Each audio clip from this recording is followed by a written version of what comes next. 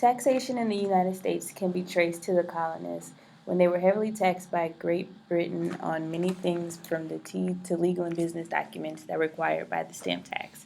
Most colonists objected to this form of taxation since they had no political voice or input about the creation of new taxes, giving rise to the term taxation without representation. Since the King of England ignored demands by the colonists to abolish taxes, some colonists participated in protests such as the Boston Tea Party.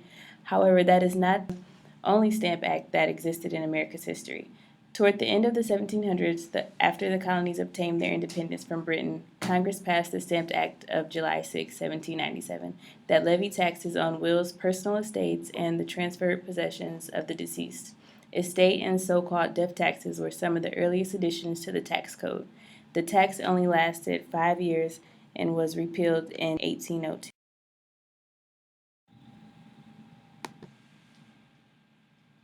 The first income tax was created in 1861 during the Civil War as a mechanism to finance the war effort.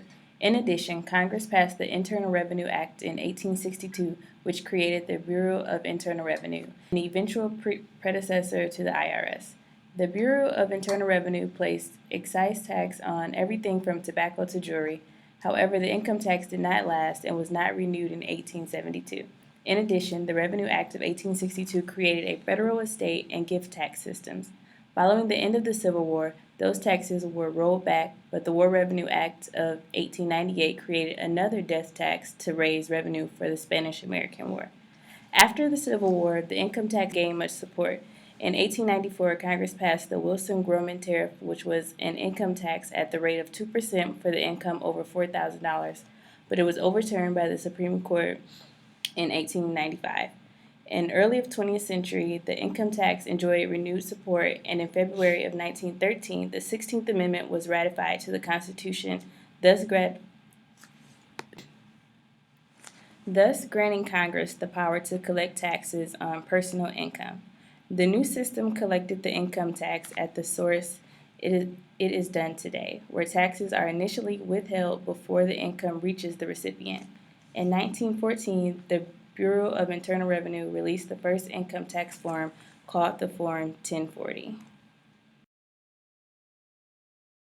This still remains the main income tax form, and it has been reissued almost every year since then. The first year was a test run where people simply sent in their forms to have them checked by the Bureau of Accuracy without paying any tax. By 1915, some people, including several members of Congress, voiced concerns about the complexity of the income tax form, stating that it was difficult for some to prepare and file their returns. The Revenue Act of 1916 began the practice of adjusting tax rates and income scale. Steve Forbes' flat tax plan. Steve Forbes ran for president in 1996 and 2000 as a Republican nominee. He proposed a simple flat tax plan at 17% as part of his candidacy. His standard, on top of his 17% tax rate, his standard deduction was $13,200 for single, $26,400 for married, $17,160 for head of household, plus $4,000 per dependent.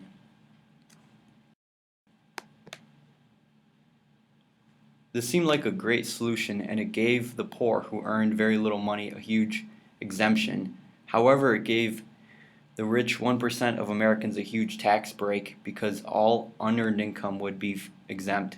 Someone like presidential candidate Mitt Romney, who earns a majority of his income from unearned income, would pay virtually no taxes.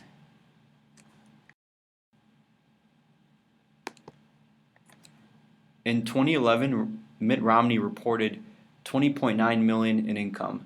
Only $500,000 of that was earned income, and the rest was unearned income, receiving the preferential 15% tax treatment. After itemized deductions of $5.7 million, including donations of $4 million, he paid $3.23 million in taxes.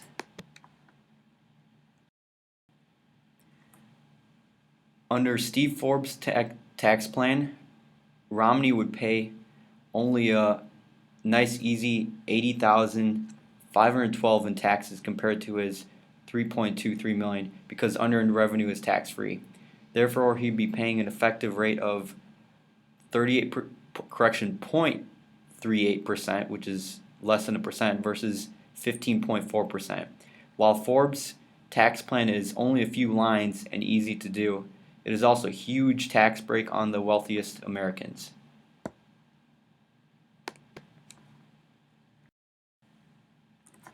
Forbes' tax plan is missing some vital deductions such as charitable contributions, educational expenses, interest, medical expenses deductions. Yes, these are all deductions which add, as some people would call pork, to the tax plan, make it more complicated. But many Americans would argue that these, especially charitable contributions, are extremely important deductions. Now with medical insurance and costs, with high costs, there needs to be some deductions for those people left with thousands, if not hundreds of thousands in medical bills. We should also promote education by giving deductions. Education is America's future. Next. This is John Fox, a tax policy professor at Mount Holyoke. In the movie An Inconvenient Tax, he set forth views on the tax system that I respectfully disagree with. The quotes that I believe best summarize his views were, the bottom 52% got 2% of the $66 billion in tax relief in 2006. The top 3% got about 30%. This is outrageous. It wouldn't happen, but it does happen in the tax code. The most relief goes to the people who need it the least. The least relief goes to the people who need it the most. If you do not owe income tax, you do not get the child tax credit. This does not make social sense. First, I admit that the tax code is not perfect and does contain some inconsistencies. But the views of Professor Fox over-critique the system and criticize the tax code as a flawed social welfare system. It does not recognize the tax code's achievements in fulfilling its primary role of generating revenue to run the greatest nation in the world. In 1996, the bottom 50% only paid 4% of the tax revenue, and the top 5% paid over 50%. The bottom 50% only paid a total of $28 billion in tax. Even after its unfair share of tax relief, the top 5% paid $335 billion in tax. It is generally accepted the higher your income, the higher your effective rate should be. High-income taxpayers have a greater ability to pay than low-income taxpayers. This same tax policy supports greater deductions for high-income earners.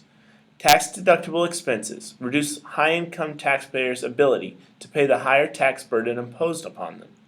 An effective tax policy requires low-income tax earners to receive an equal share of tax relief, but it also requires high-income taxpayers to pay their share of tax revenue. It is for these reasons that I disagree with Professor Fox. The tax code is applied in ways that both benefit and burden all types of taxpayers.